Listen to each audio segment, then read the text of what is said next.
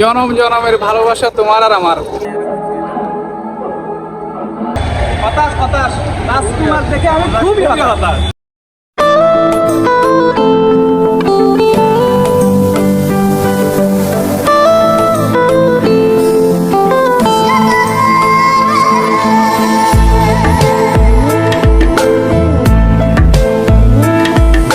জনম জনমের ভালোবাসা তোমার আর আমার, জনম জনমের ভালোবাসা তোমার আর আমার। তোমার রূপ কথাতে আমি আর 15 রাইডাররা যখন তোমার লোকাল বাসের যাত্রী আমি হব বেসটা দেখি, টাকা নাই এজন্য আমরা তাড়াতাড়ি দিতেছি। সেটাই তো বলতেছি। তার জন্য ভেতর মাঝে ওলট লাগে তো মাইজদি বাজার কেন রে আধুরা বড্ড মায়া লাগে। তার জন্য ভেতরটাতে আকাশ পাহাড়, তার জন্য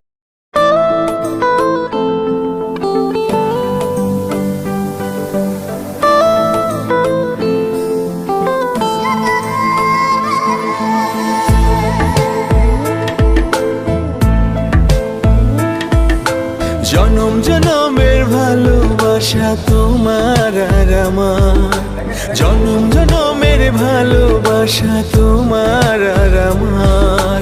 তোমার রূপ কথাতে আমি হব রাজকুমার, তোমার রূপ কথাতে আমি হব রাজকুমার। সব পেরিয়ে তোমার কাছে আসবো বারবার, সব পেরিয়ে তোমার কাছে আসবো বারবার।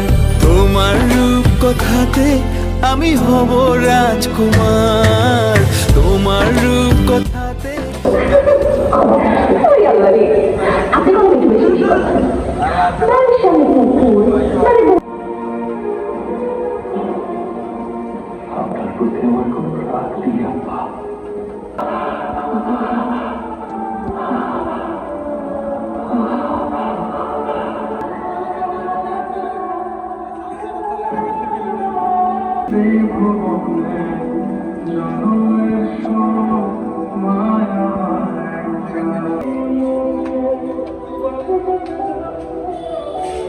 ভাইয়া, রাজকুমার মুভি দেখার পরে কি রকম অনুভূতি, কি বুঝলেন? যতটা হাইলাইট করছে মানে আশাদ আপনার এবং এইগুলোর আপনার মানে অতটাই ভালো হয়নি।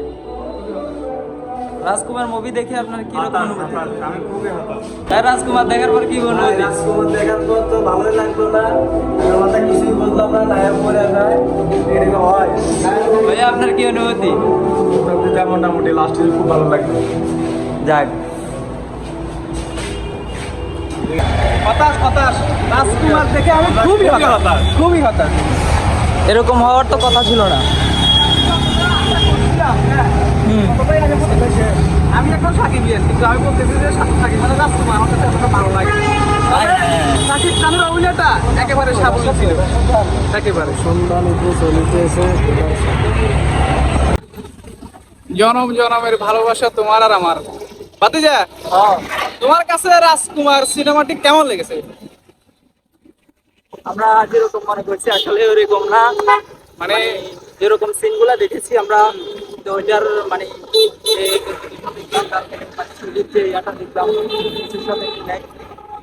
না আসলে সত্য কথা বলতে কি ছবিটা দেখে আমরা হতাশ, মানে হতাশ।